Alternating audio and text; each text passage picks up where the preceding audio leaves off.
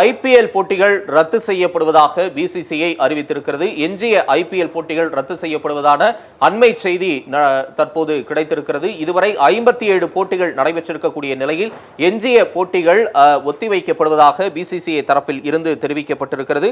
அண்மை செய்தியாக நாம் பார்த்துக் கொண்டிருக்கிறோம். நேற்றைக்கே தர்மசாலாவில் நடைபெற்ற அந்த போட்டி, டெல்லி பஞ்சாப் அணிக்கு இடையிலே நடைபெற்ற அந்த போட்டி பாதியிலேயே நிறுத்தப்பட்டு பாதுகாப்பு காரணமாக மக்கள், விளையாட்டு வீரர்கள் அனுப்பி வைக்கப்பட்ட நிலையில் அவர்கள் தரை மார்க்கமாக டெல்லிக்கு சிறப்பு ரயில் மூலமாக அனுப்பி வைக்கப்பட்டிருந்த நிலையில் ஐபிஎல் குறித்து இன்றைக்கு மிக முக்கியமான முடிவு எடுக்கப்படுவதாக ஆலோசனை கூட்டம் நடைபெறுவதான அறிவிப்பு வெளியாகியிருந்தது. இந்த நிலையில் ஆலோசனையின் முடிவில் ஐபிஎல் போட்டிகள் ரத்து செய்யப்படுவதாக அறிவிக்கப்பட்டிருக்கிறது. இதுவரை 57 போட்டிகள் நடைபெற்றிருக்கக்கூடிய நிலையில் எஞ்சிய ஐபிஎல் போட்டிகள் ரத்து செய்யப்படுவதான அறிவிப்பு என்பது வெளியாகியிருக்கிறது. இந்திய பாகிஸ்தான் எல்லை பகுதியில் போர் பதற்றம், போர் சூழல் உருவாகி ஒரு உச்சகட்ட பதற்ற நிலை நிலவக்கூடிய சூழலில் இந்த போட்டிகள் என்பது ரத்து செய்யப்பட்டிருக்கிறது.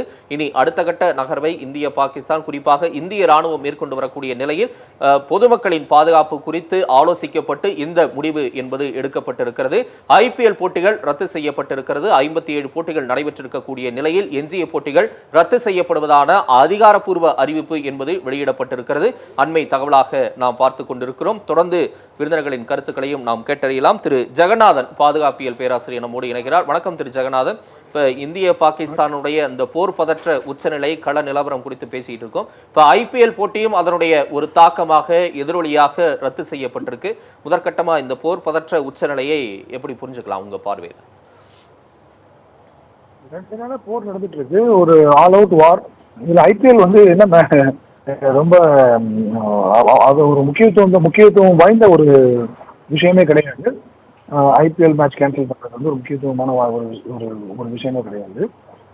ஃபுல் ஃபோக்கஸ் வார், அது அப்புறம் அதுக்குண்டான பாதுகாப்பு நடவடிக்கைகள், இதில் தான் முழு கவனத்தை செலுத்தக்கூடிய ஒரு முறையில் இருக்கிறது. ஏனென்றால் நீங்கள் இந்த மாதிரி ஒரு ஈவெண்ட்லாம் ஆர்கனைஸ் பண்ணுறீங்கன்னா அதுக்கு பாதுகாப்பு கொடுக்கணும், மக்கள் வெளியில் வருவாங்க, அதுக்கு பந்தோபஸ்து கொடுக்கணும். குறிப்பாக இந்த பார்டர் மாநில இருக்க போலீஸ் ஃபோர்ஸ் ஃபுல்லாக இப்போ சிவில் டிஃபென்ஸில் கம்ப்ளீட்டாக ஃபுல்லாக அதில் இருக்காங்க. அவங்கள எதுக்கு நம்ம டைவர்ட் பண்ணி ஐபிஎல் மேட்ச் பார்க்காம ஐபிஎல் நடக்கலைன்னா பெரிய நாட்டுக்கும் ஒரு பெரிய பாதிப்பு ஏற்படாது, சமூகத்திற்கு ஒரு பெரிய இழப்பு இல்லை. அதனால இது ஒரு பெரிய விஷயமாக நம்ம பார்க்க இல்லை. தொடர்ந்து பேசலாம் திரு ஜெகநாதன். திரு கண்ணன், நீங்க எப்படி பாக்குறீங்க இந்த ஐபிஎல் போட்டிகள் ரத்து செய்யப்பட்டிருக்கு? ஒரு அடுத்த கட்ட நிலையை இந்த போர் பதற்ற சூழல் எட்டுதா? ஏன்னா ஐபிஎல் போட்டிகள் ஒரு கேளிக்கையா, ஒரு கொண்டாட்டமா பார்க்கப்பட்டு வருது. ஒரு பக்கம் எல்லை பகுதிகளில் சில அத்துமீறல்கள்லாம் நடந்துகிட்டு இருக்கு அப்படின்னு பலர் சொல்லி இருக்கக்கூடிய, இல்லை கணிக்கக்கூடிய நிலையில இப்போ இந்த ஐபிஎல் போட்டிகள் ரத்து செய்யப்பட்டிருக்கு அப்படிங்கிறத எத்தகைய ஒரு விளைவா நம்ம புரிஞ்சுக்கலாம் திரு கண்ணன்? இந்த அரசு இதை ரொம்ப கடுமையாக, சீரியஸாக ஒரு இப்ப நடக்கிற இந்த நிகழ்வுகளை பார்க்குது அப்படின்றத நம்ம எடுத்துக்கணும். இது ஐபிஎல் போட்டிகள் கொண்டாட்டத்திற்கான தருணம் அல்ல அப்படின்னு இந்த அரசு முடிவு பண்ணியிருக்கு.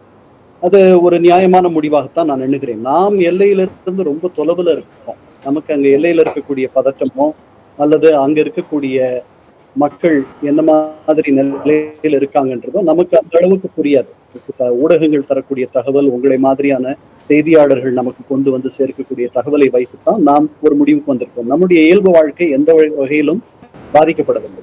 ஆனால் இந்த அரசு இதே முனைப்போடு, இதே சிந்தனையாக, ஒரு போர்க்கால நடவடிக்கையாக, அதனுடைய தொடர்ச்சியாக, அதனுடைய அது தொடர்பாக இந்த நடவடிக்கை ஒரு பொருத்தமான நடவடிக்கை எண்ணி இதை செய்திருப்பதாக நான் நினைக்கிறேன்.